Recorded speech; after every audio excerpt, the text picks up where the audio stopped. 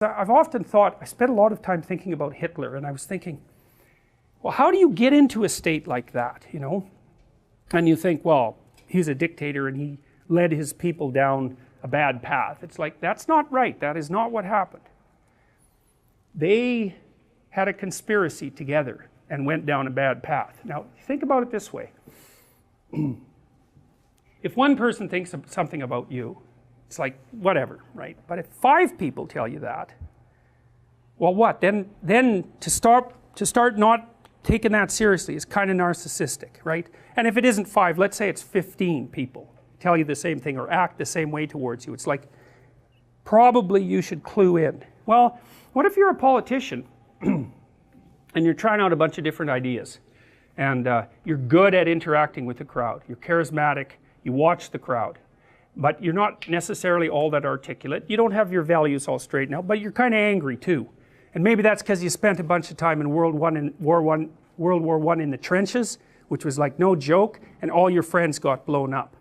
And then you were unemployed, and then you tried to be an artist, and that didn't work out even though you were moderately talented. And then maybe the economy fell apart completely on you, hyperinflation. And then maybe there was a communist menace coming in from the East, and there genuinely was. And so you're not the world's happiest clam at that point. And you're talking to people who aren't that happy either, because they were also badly defeated in World War I, and then they had a terrible treaty they had to sign, and they lost part of their territory.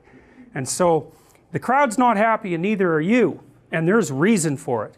And so you start talking to them. You don't know what you're upset about, and neither does the crowd. So you start to articulate some things about why you might be upset.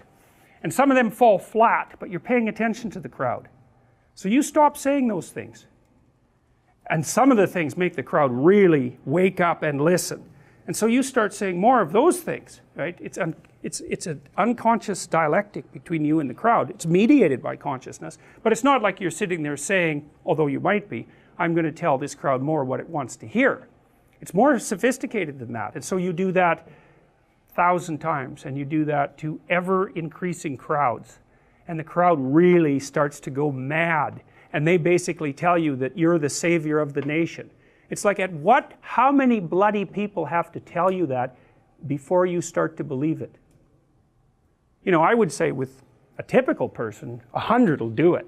That'll get you going, man. If 100 people tell you specifically why you're special, you're going to be thinking, even if you're kind of humble to begin with, you're going to be thinking, geez, there's got to be something to this, man. But if it's 1,000,000 people and they're roaring their approval, well, and then when it's a whole nation, it's like, good luck withstanding that. There's just not a chance. How are you going to withstand that? Now, you could be like Gandhi, and you could have taken that into account beforehand, because he did. He read Tolstoy, by the way. He was a student of Tolstoy, and it's very interesting, because Tolstoy was the person who developed the techniques of nonviolence that Gandhi used. And Tolstoy was also a deeply religious writer, apart from his novels, which are not, I wouldn't say, really in the religious category, although they're profound.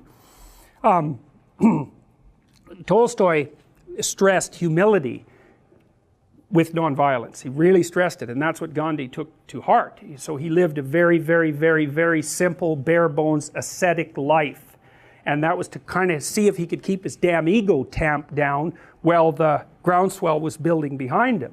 You know, and he dressed really simply, and he didn't own much, and he ate very simply, and he just tried to stay away from the whole materialistic success element that would be an element of what would turn him into an actor and also inflate his ego. And, you know, he seemed to do that pretty well. You know, he certainly, well, he led a nonviolent revolution that resulted in the independence of India. It also produced a terrible civil war and the separation of the Muslim Indians from the Hindu Indians.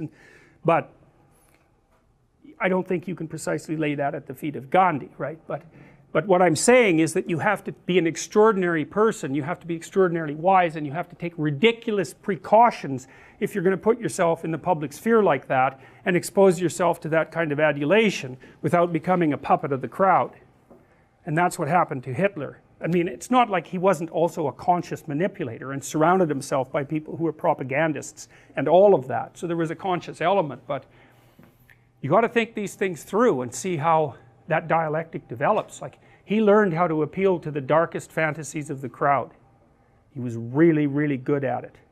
And that was a dialectic process, right? The crowd told him what they wanted to hear, and the crowd's a mob at that point. So I don't have to take responsibility for the fact that I'm screaming my approval when I'm surrounded by 1 million people.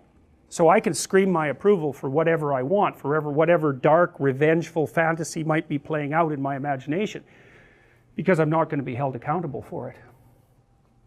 One of the things I learned about societies like the Soviet Union, and this is true of all tyrannical societies, is that the idea that that's top down and that people are just following orders, they're good people but they're just following orders, it's like you can forget about that. That's a stupid theory. When a society becomes tyrannical like that, the tyranny exists at every single level of the society. You tyrannize your own conscience. So let's say you're a true believer. You're a true believer in Marxist utopia, let's say, or National Socialist Third Reich that's going to last 1,000 years and be racially pure. You really believe that. And that's supposed to be a perfect state.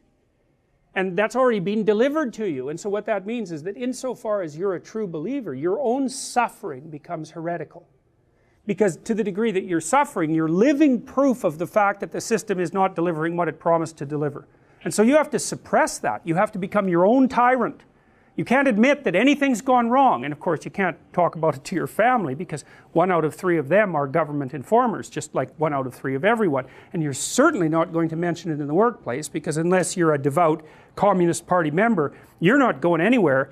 And if any of your ancestors were like landowners or bourgeoisie, it's like you're done. You're done. Class guilt, man. You're not going anywhere. And then every single level of the bureaucracy is exactly the same as that, and on the top there's a tyrant. But the tyrant is everywhere. Everywhere. From the peak to the soul. It's all tyranny. And everyone participates in that by lying about everything.